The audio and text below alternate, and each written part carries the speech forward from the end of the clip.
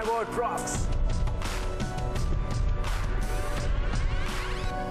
Hello and welcome to a very special edition of My Boat Rocks. As you may have gathered from my friend Raju out here, we are right now in Rajasthan. Not very far from here, but this is of course a border state, so you do have the border between India and Pakistan. And of course, that's a particular focus for us to be looking at in this particular episode. India's relations with its neighbors, Pakistan in particular, but also the others, China.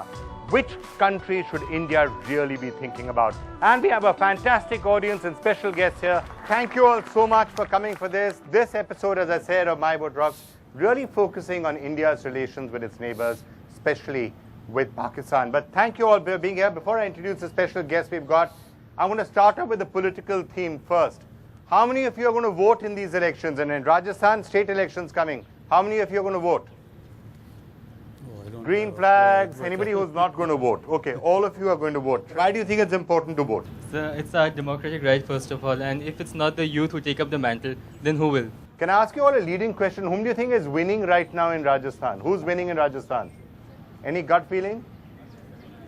BJP, say the people here, that table? You also say BJP? Congress out there? BJP out here, okay, so I think BJP has it just, but this is about as unscientific as you can possibly do snap polling. Okay, one more question. When you all go to vote, are you at all going to look at foreign policy? What are India's relations with its neighbors? What's Pakistan policy? Those of you who think that will be a factor, raise green flags. Those of you who think it's not really a big factor, raise the red flags. Those of you who think it is a big factor, raise the green flags. This table, everyone thinks it's a big factor. Why? Because India is not taking any action against Pakistan, all the ceasefires and everything, and it's high time we should take any action. Define action.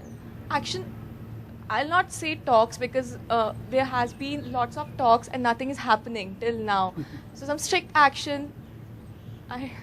Some strict action, but we're not sure what that strict action is. Okay, this I guess reflects what we heard in so many discussions and so many debates, but let me just sit down and start introducing some special guests we've got with us, starting off with Dr. Radha Kumar, historian, author, columnist, done a lot of work in Kashmir, of course, so please put your hands together for her. It's great to have her with us. Admiral Vijay Shekhawat, it's a pleasure to have you with us on the show as well. Thank you so much for being with us.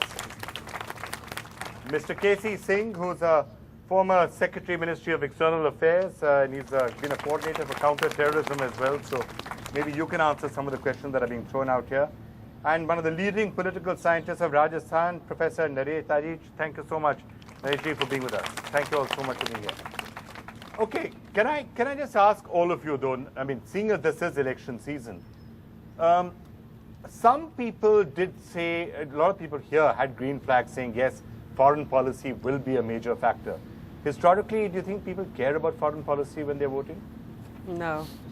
Generally, it's domestic issues which are a major factor, not foreign policy, and that's the case worldwide. Most elections are about the economy, number one, rights, various sets of rights issues, number two, things like health.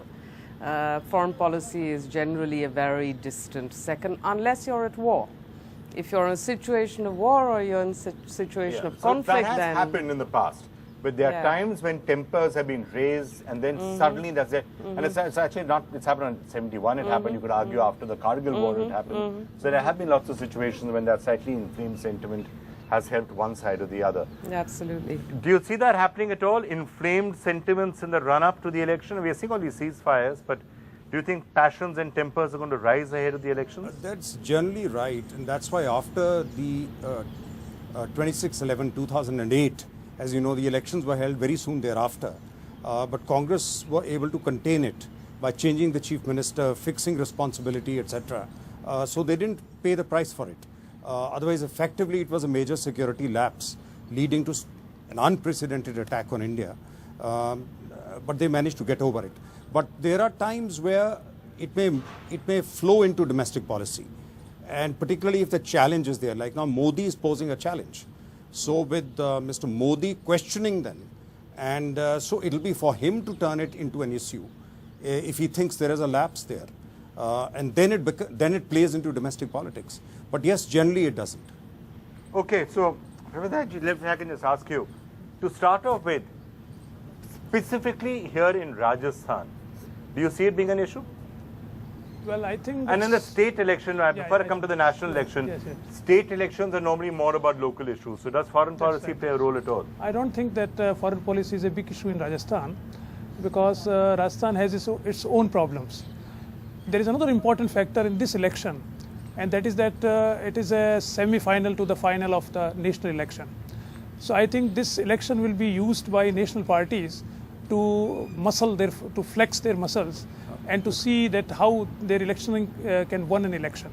So it is more of I think domestic problems, as well as the national parties are making some sort of their own ideological issues important in this election.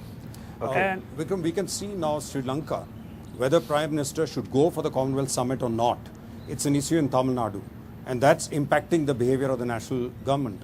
Similarly, Mamata Banerjee in West Bengal, on the Teesta waters, she took a certain stand which did impact on what could have been a successful visit for the Prime Minister to Bangladesh. That didn't happen. So sometimes, or even China. So in certain parts of India, where because of coalition politics, regional politics may play a very important role in national politics. Well, here you have a border, of course, with Pakistan. So you could say that issues like the border for Jaisalmer or Barmer would be important. But I think that's a smaller issue, and as I see it, it's not much considered here in Jaipur or in other parts of Rajasthan.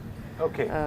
And there, I mean, the important election issue there would have been had the Munabao rail link been restored. I think So it would have had a positive effect. The negative issue is which not are raised so. in the election nowadays is the performance of the government, of the state government. Yeah. Because the state government claims that they have come out with some very good policies, and the opposition says no, the policies are not worth, or they are not being implemented properly.